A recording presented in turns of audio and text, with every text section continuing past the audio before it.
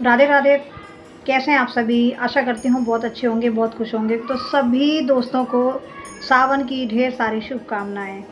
तो फ्रेंड, आज हम बात करने वाले हैं कि चूड़ियाँ जो हैं, हमें हरी चूड़ियाँ सावन में क्यों पहननी चाहिए और कब पहने, कब खरीदें, और चूड़ियों को क्या है, जैसे पुरानी चूड़ियाँ पड़ी हैं तो इनको यूज़ करना है या नहीं, पैरों में महावर कब लगानी है, किस दिन लगानी है, उसके बाद से कई महत्वपूर्ण जानकारी वो जो मैं आपको दूंगी, और एक फल वाला उपाय। तो वो फल वाला उपाय बहुत ज़रूरी है, वो आप ध्यान से सुनिएगा, वो भी मैं आपको बता दूंगी। और जिन लोगों ने एक ने कमेंट किया है कि सिन्होरा जो है, उनका सिन्होरा जैसे घुन खा गया है या लकड़ी चटक गई है, तो नया सिन्होरा खरीदें या नहीं। तो आइए बात करते हैं। तो मैं आपको जो है पूरी महत्वपूर्ण जानकारी इस वीडियो में दूंगी, तो अंत तक बने रहिएगा। वीडियो अच्छा लगे तो वीडियो को लाइक शेयर ज़रूर करिएगा। पीरियड में जो भगवान जी की पूजा कैसे करें, तो ये सब जानकारी मैं आपको देने वाली हूँ इस वीडियो में। तो चलिए वीडियो शुरू करते हैं। तो फ्रेंड, जैसे कि 11 तारीख को सावन लग चुका है, और सावन जो है एकदम जो है पवित्र महीना होता है, और ये रक्षाबंधन के दिन जो है समाप्त हो रहा है। तो बात करते हैं हरी चूड़ियों की। तो हमें क्या करना है, काफ़ी लोग बोलते हैं कि हरी चूड़ियाँ हमारे पास पहले की पड़ी हुई हैं, हम उन्हें इस्तेमाल कर सकते हैं या नहीं। तो आप इस्तेमाल कर सकते हैं, मगर कोशिश करें कि देखिए, सावन का महीना बहुत पावन महीना होता है, तो इसमें सुहाग का सामान जो है खरीदना चाहिए। तो जितना अगर आप हो सके तो आप नई चूड़ियाँ खरीदें, और उन चूड़ियों को आपने एकदम से हाथ में नहीं पहनना है। पहले आपको उन चूड़ियों को माता गौरी को चढ़ाना है, माता गौरी को चढ़ाना है, या मंदिर में जाके आप रख दीजिए, ठीक है। उसके बाद कुछ देर बाद चूड़ियों को निकाल के आप हाथों में जो है माँ का आशीर्वाद जो है आप पहन लीजिए, क्योंकि सावन में हरी चूड़ियाँ बहुत ज़्यादा जो है शुभ होती हैं, लाभदायक होती हैं। तो वो आप चूड़ियाँ पहन सकते हैं। हाँ, अगर आपको पहननी है तो कांच की चूड़ियाँ पहने, प्लास्टिक की चूड़ियाँ नहीं। प्लास्टिक की चूड़ियाँ हमारे उसमें नहीं मानी जाती हैं, शुभ नहीं मानी जाती हैं। या तो लाख, जो लोग लाख की चूड़ियाँ पहनते हैं वो पहन सकते हैं, और जो नहीं तो सबसे ज़्यादा जो है कांच की चूड़ियाँ होती हैं। इसमें चूड़ा ना पहने, अगर चूड़ा पहनते भी हैं तो उसका भी एक तरीका है। चूड़ा पहनते हैं तो कांच की जो क्या करें, उसमें जो आपके कड़े हैं वो कांच के पहन लें, या उसमें 2-3 चूड़ियाँ, दोनों हाथों में जो है 2-2 3-3 चूड़ियाँ चूड़े के साथ जो है कांच की ज़रूर पहन लें। तो प्लास्टिक या मेटल की चूड़ियाँ बिल्कुल नहीं पहननी है, आपने कांच की चूड़ियाँ या लाख की चूड़ियाँ इस्तेमाल करनी है। जो लाख होती है ना, लोग पहनते हैं, तो वो आपने पहननी है। तो ये काफ़ी शुभ माना जाता है। तो और अगर आप हरी चूड़ियाँ पहनती हैं तो आपने क्या करना है, एकदम से हरी चूड़ियाँ ढेर सारी पहन लें, मगर उसमें क्या है, पीली चूड़ी, ये तो भोले बाबा के लिए होती हैं हरी चूड़ियाँ, और उसमें आप येलो चूड़ी का और रेड चूड़ी का इस्तेमाल ज़रूर करें। आप लाल और पीली चूड़ियाँ भी मिला के पहन सकते हैं, क्योंकि उससे माता गौरी बहुत प्रसन्न होती हैं। आप उसके साथ अगर पीली चूड़ियाँ मिलाकर पहनते हैं तो चूड़ियाँ जो हैं शुक्रवार के दिन खरीदें। शुक्रवार का दिन बहुत ही शुभ होता है, बहुत ही लाभदायक होता है। तो शुक्रवार के दिन आप चूड़ियाँ खरीद के पहन सकते हैं। कुछ लोगों का कहना है कि मतलब सोमवार के दिन भी हम चूड़ियाँ पहन सकते हैं। हाँ जी, बिल्कुल, सोमवार बहुत अच्छा दिन है। सोमवार को भी आप चूड़ियाँ नई खरीदें, खरीदने के बाद माता गौरी को चढ़ाएँ, उसके बाद पहनें। काफ़ी लोग कहते हैं कि हमें चढ़ा के कितनी देर रखनी है, तो नहीं, कितनी देर नहीं रखनी है। आपको चूड़ियाँ ले जानी है मंदिर में, माता से आपको स्पर्श करानी है, उनसे आशीर्वाद मांगना है, उसके बाद आपने वो चूड़ियाँ पहन लेनी है। और बात है सिन्होरे की, कि काफ़ी लोग कहते हैं, मतलब किसी-किसी का सिन्होरा जो है वो घुन लग जाता है, या सिन्होरा फट जाता है, लकड़ी ख़राब निकलती है उसकी।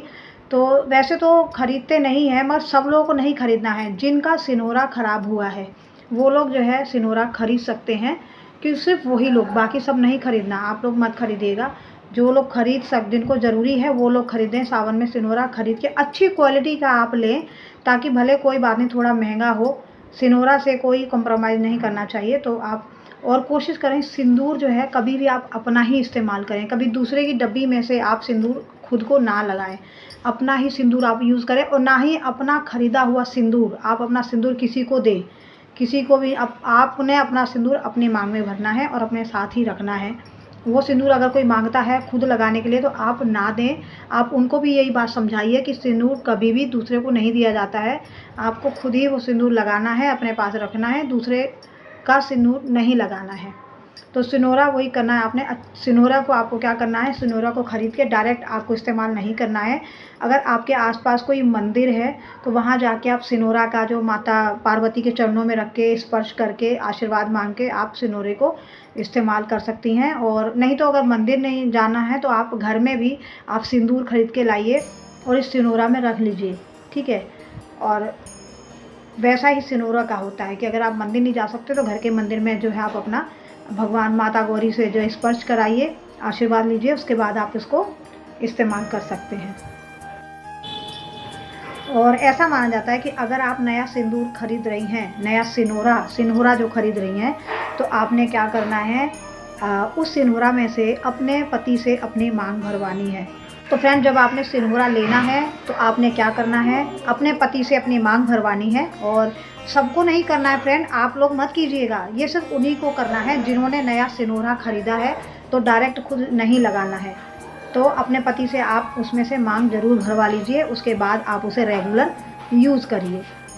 तो सावन में क्या करना है आपको, हर सोमवार को कोशिश करें, हर सोमवार को आपने जो है अपना मंगलसूत्र जो हमेशा आपने पहने रखना है और पैरों में महावर ज़रूर लगाएं, क्योंकि ये सावन में बहुत शुभ होता है। और सोमवार को देखिए सुहागन महिला को पूरा श्रृंगार करके रहना चाहिए। तो ज़रूर आप मंगलसूत्र हमेशा पहने, हाथों में चूड़ियाँ पहने और सोमवार के दिन आपने पैरों में महावर ज़रूर लगानी है। तो ये बहुत ज़्यादा शुभ माना जाता है। आप सभी ये लोग मेरी माताएं बहनें जानती हैं। तो फ्रेंड, एक प्रश्न है कि पीरियड में पूजा कैसे करें। तो फ्रेंड, आपने क्या करना है, पीरियड में आप व्रत रख सकते हैं, आपने पूजा नहीं करनी है। अगर आपके घर में कोई सदस्य हैं, आपकी माँ, आपकी सिस्टर, आपके पति, जो भी आपके घर में जो सदस्य हैं, आप उनसे पूजा करवा सकती हैं।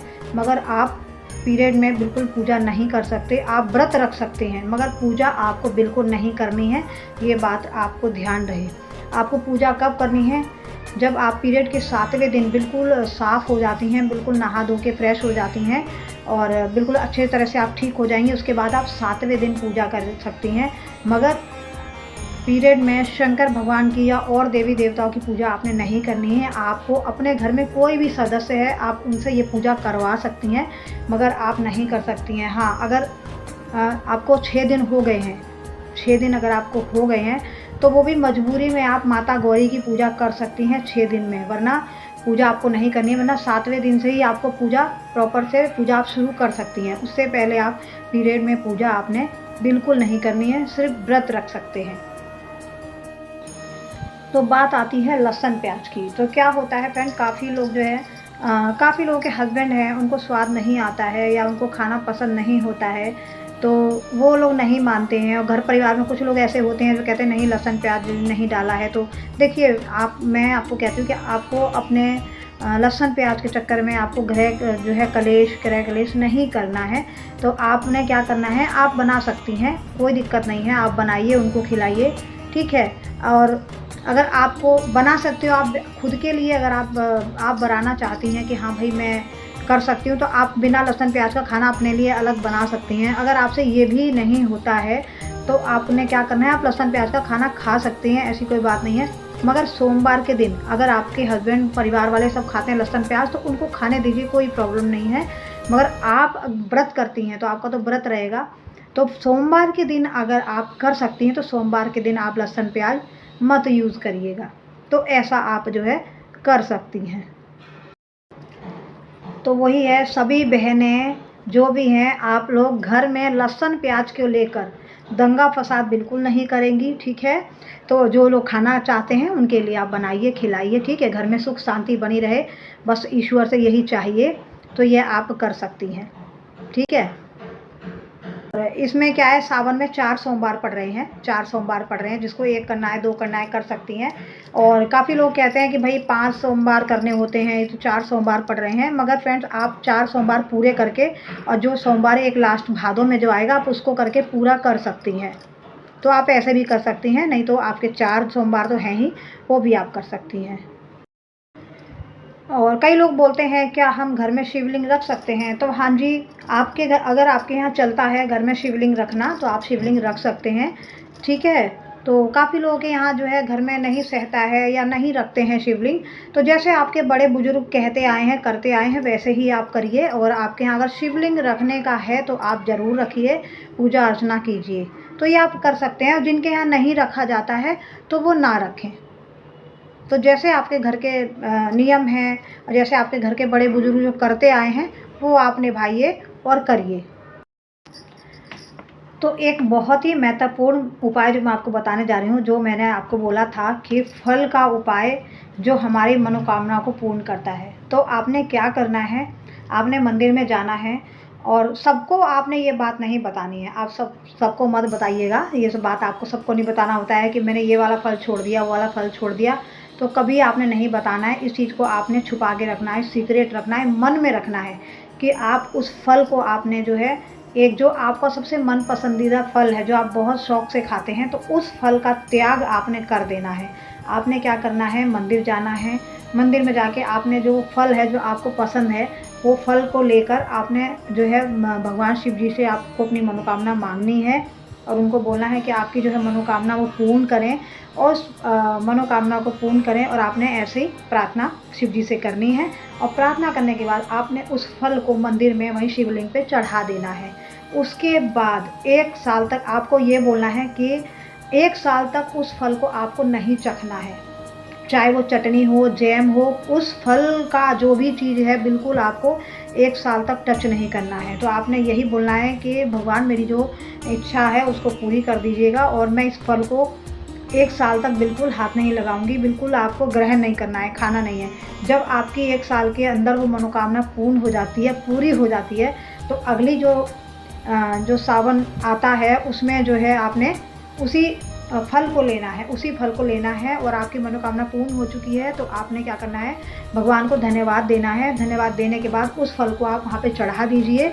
चढ़ाने के बाद उसके बाद आपकी मनोकामना पूरी हो गई है, फल आपने चढ़ा दिया है, उसके बाद आप वो फल को खा सकती हैं। उसके बाद आपकी जो है फल जो आपने त्यागा था वो ख़त्म हो जाता है। उसके बाद आप कभी भी कोई सा भी फ्रूट और जो आपने फल का जो आपने भगवान से मनोकामना पूर्ण करने के लिए बोला था, तो 1 साल का जब पूरा हो जाता है तो आप फल को खा सकती हैं। तो जब भी आपने ये संकल्प लेना है, आपने किसी को नहीं बताना है फ्रेंड। सबसे पहले बात, नहीं बताना है। तो आपको समझ में आ गया होगा।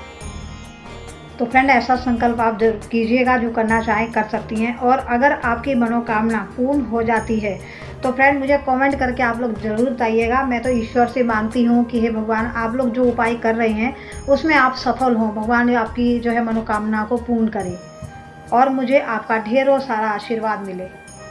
तो बस यही चाहिए कि भगवान जैसे हमारी मनोकामना पूर्ण करे वैसे आप लोगों की करे और आप लोग हमेशा सदा खुश रहें, हंसते मुस्कुराते रहें।